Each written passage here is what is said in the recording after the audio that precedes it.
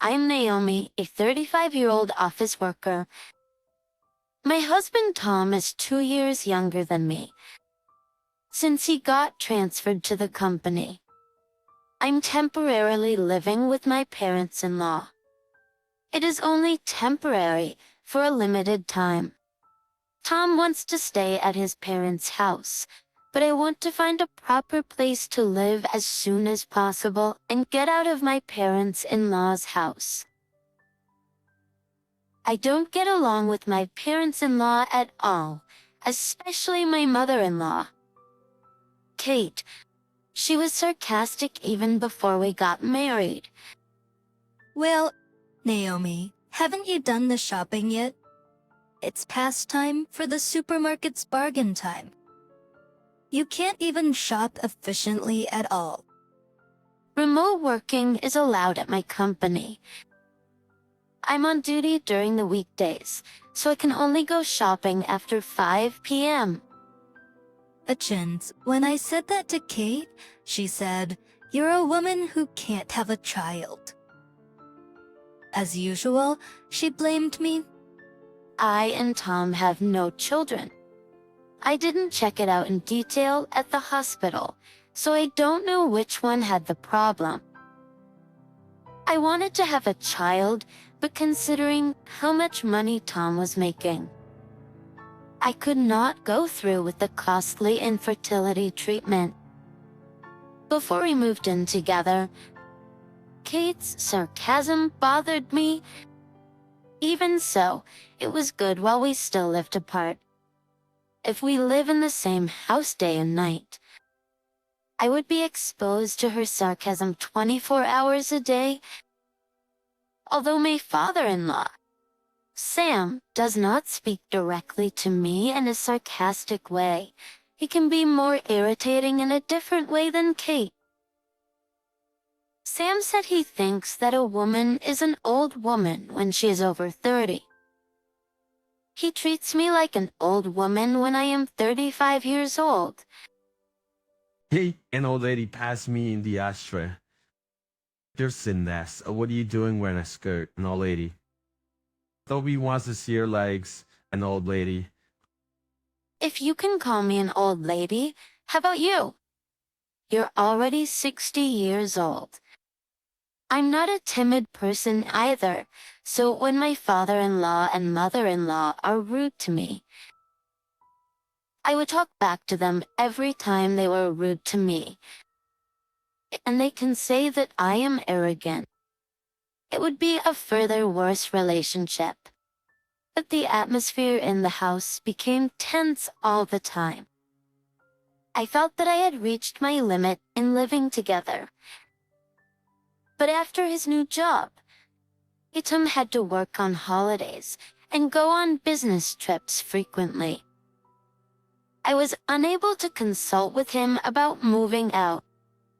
Naomi, I'm going on another business trip this weekend. Fiction. You were on a business trip the other day, too. You're going on a lot of business trips at this branch. At his previous workplace, though there was some overtime work, there was almost no holiday work or business trips. He was rarely required to work on holidays or go on business trips. I can't be helped. Can I say, once I change the workplace, it's much of a change. That may be true, but isn't it too much of a change? Thanks to this, we were supposed to be temporarily living with my parents-in-law. But I can't even find a place to move to. What if we end up living with them forever? I was afraid of that. One day, however, I was trying to get some laundry out of Tom's suitcase. I found a piece of paper in there. It was a receipt for an online reservation on a travel website.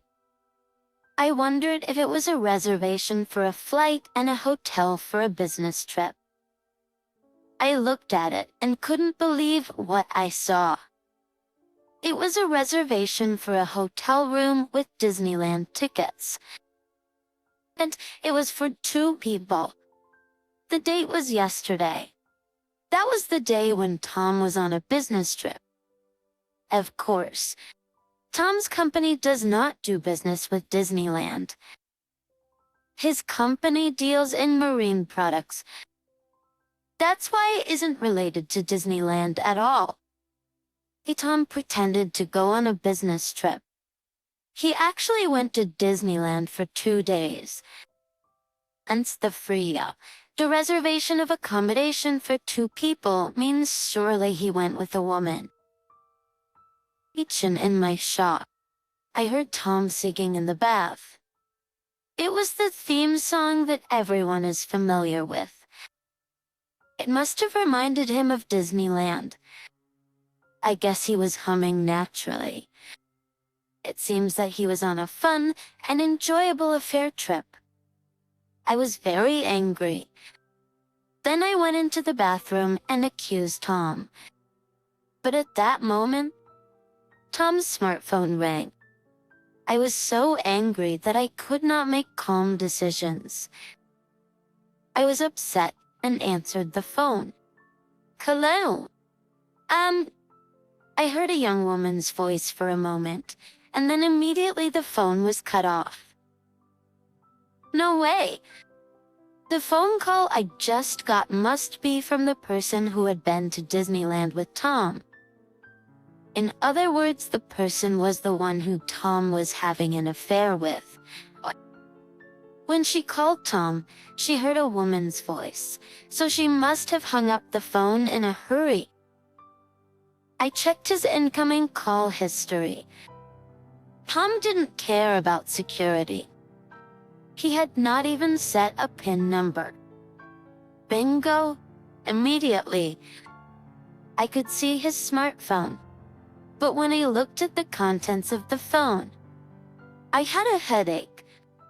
There was a lot of evidence of an affair on his phone. I had no more doubt about it. He had many photos of him and a young woman. But all of them were taken on the same day, the days when Tom was on a business trip or working on a holiday.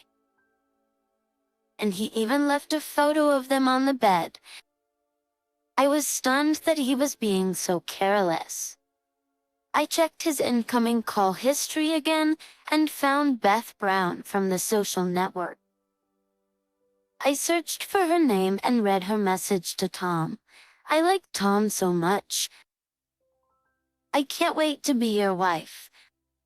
The woman, Beth, seemed to want to marry Tom. Well, I was shocked. Came to me after he took a bath. I immediately blamed him. What do you mean you feel refreshed? You seem to be refreshed in all sorts of ways. Who is Beth Brown? Beth. He was so surprised to hear the name of his adultery partner. Sadly, you lied to me and went out. You were actually traveling with a woman named Beth, right? You lied about all those business trips and working on your days off. That's unacceptable. What now? He was so upset.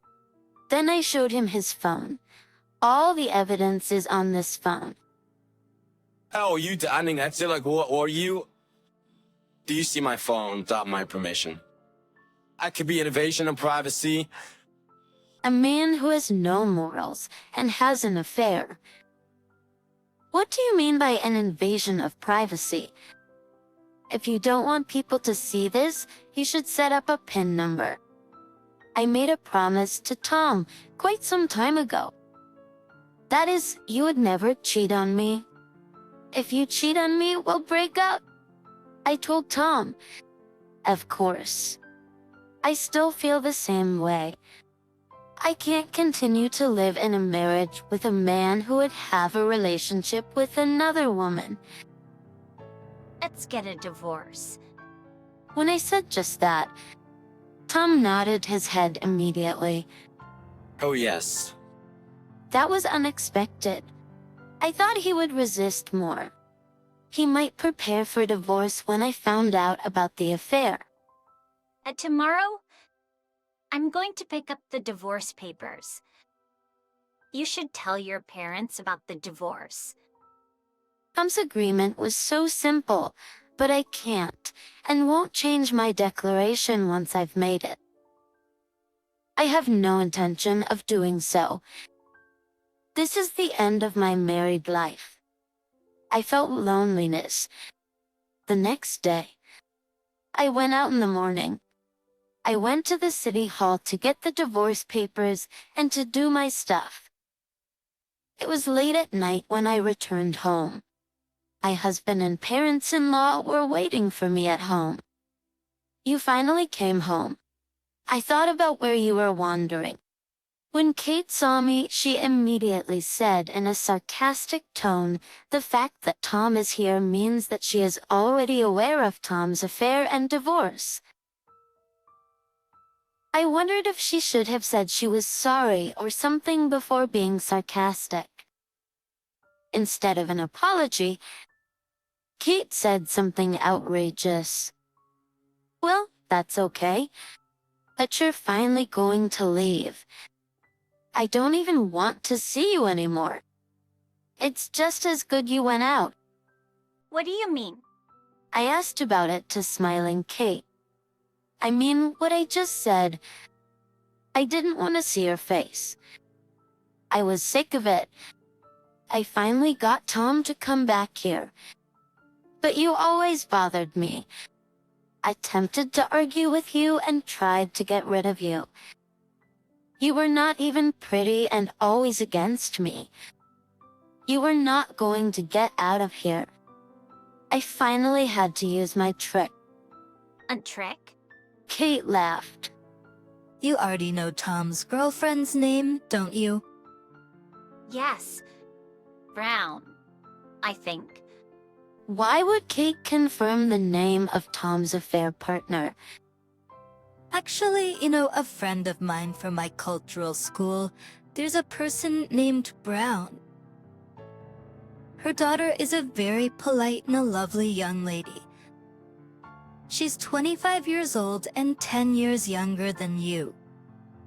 She's young enough to have lots of kids. Then Kate told me an unbelievable confession. So, I made Mrs. Brown's daughter and Tom get together. I was astonished. I never thought Kate would tell me such a thing. Seriously? Did you help Tom to have an affair? Oh, that's not appropriate to say. I just introduced them to each other. I was shocked by my mother-in-law, who never thought it was a bad thing. How could a mother introduce her son to cheating on his wife? And she was so proud to tell her son's wife about it. What a horrible mother. But I had no choice. Tom is an only child, so I need his junior. Even you, if you had a child. I was going to admit that you're still his wife. You're always working instead of having children. Besides Kate. Sam nodded his head in agreement. So in other words, Sam knew about Kate's behavior. Do you understand? It means that you've already been the age of 35, and we don't need any more old women who can't even have children. So already in emeralds, so get the hell out of here. Kate acted like a winner. After a moment of silence, I said, "Well, I understand very well what you guys are thinking. I will leave as you want. I'll take all my personal belongings with me. Rich, do as you want." I'm sure you don't have much to pack anyway. I can give you a ride if you like. Kate said to me with a laugh, but I'm the one who's really laughing. "No, I'm fine. Don't worry. It's already been arranged." Huh. 'Cause I didn't cry out or lose my mind. Kate looked surprised. Besides, Kate, I already knew that you'd been helping Tom cheat on me. What? I laughed at Kate. What do you think I've been doing all day? But if all I had to do was go to the city hall to pick up the divorce papers, it wouldn't take me this long. I spent the whole day today arranging my moving, and I went to see Beth Brown. Did you meet with Beth? Tom asked me, "What about it? Be cheated on me as you want, and I have no idea about it." You cheated on me, and I had no idea about it. You think I'm not going to complain to her? When I checked your smartphone yesterday, I made sure I got her phone number. Poor Beth, by the way. When I called her and said, "I'm Tom's wife and I'd like to meet you," she was so surprised. I heard you told Beth that you were single. Tom and my parents-in-law were astonished. They had never thought that I could do such a thing in just one day.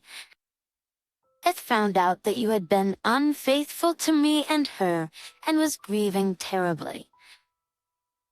Of course. Mrs. Brown was furious, too. And to both Tom and Kate, she said she would sue both of you for marriage fraud. I felt so sorry for them. I promised to help her. What? Tom was trembling. Of course, the same goes for Kate. I had a lot to be sympathetic to Beth, so I decided not to ask for alimony from her. For that, you, Sam, and Kate, I'm going to add on top of that. Alimony? Why do we have to pay alimony? Sam said that in a panic. If it's only Tom, it's none of our business. They had at least anticipated that their son would pay alimony, but they never thought that they would be charged without them getting hurt themselves. They're going to take all the goodies. How can there be such a good deal? Of course there is. Even if it's just compensation for the mental anguish, I think that's a good enough reason, right? Well, I was laughing. Sam fell silent. Besides, have you forgotten what I do for a living? I'm a clerk at a law firm. I consulted with the director's lawyer. I'll have him try to see if that's enough to get the alimony. Of course, today. I've already contacted the lawyer at the law firm where I work. How what? It's... Then I heard the sound of the car just arriving at my front door.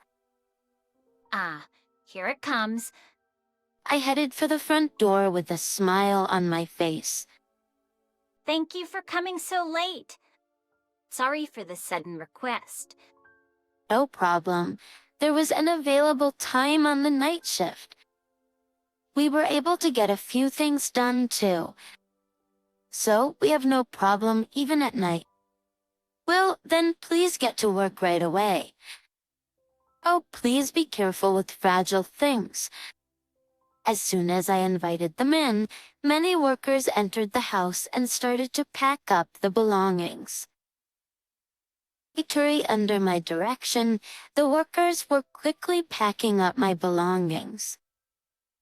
Not only my clothes, books, and computer, but also the appliances in the living room and kitchen. Hey, you can't take that. That's our stuff. They're all my personal belongings that I brought into this house. When we first moved here after Tom's transfer, the appliances in my parents-in-law's house had been used for a long time. I'm a bit of a home appliance fanatic, so I couldn't stand it. Aggressing, I brought the appliances from my old apartment. Now, Kate has become so accustomed to the newest appliances. She has mistaken them for her own. Robot vacuums and cordless cleaners, a gorgeous microwave oven that can cook a variety of foods, a dishwasher, an expensive hairdryer, and an espresso machine. You're taking away everything, all the expensive stuff. Kate grabbed me, but Tom stopped her. Apparently, Tom had given up, but Kate was not to give up yet. But you know how good the newest appliances are, you can't go back to the old ones. If you're not satisfied, why don't you just buy another one? After paying the alimony, of course. Sanctisfaction, I don't think you have the money to buy another expensive appliance after paying alimony. Meanwhile, the workers were carrying the belongings I instructed them to carry into the truck. They bowed to me and got into the truck. Then, please take them to the address where they are to be taken out. I'll be right there. I watched the moving truck drive off. I got into my car. Of course, this car belongs to me. That truck, where is it going? Entertain you, Maretland. What? And scores. I'm taking it to my apartment. Like my apartment, where I lived until you were transferred. The apartment I bought when I was single. I consigned the sale to a real estate agent when Tom was transferred. But the estimated price was too high, and it didn't sell at all. I still hadn't let it go. The real estate agent kept saying, let's sell it for a lower price. I'm so glad I didn't sell for a lower price. I never thought it would come to this. I giggled as I fastened my seatbelt. But maybe I predicted it in my heart. That way. I don't understand. It's... Because I asked for a selling price higher than the market price. I was trying to make it hard to sell, so we could always go back to the apartment. Because of my words. Tom looked so depressed. Kate suddenly screamed and rushed toward me, but I pushed her aside. As I was moaning in pain, Kate threw a box at me, but suddenly, she was hit by a black object. She fell down. Thank you. Then, I was on a moving truck with my cat. Then in my arms, I was carried by the moving truck. I hurried to the new place to escape from my mother-in-law. Why was Ben there? I don't know why Ben was there, but Ben must have had a strong sense of justice. He must have come to rescue me. I'll give Ben cat food later. After that, Tom and I got divorced. From the law firm I work for, Tom and my parents-in-law were sued for alimony.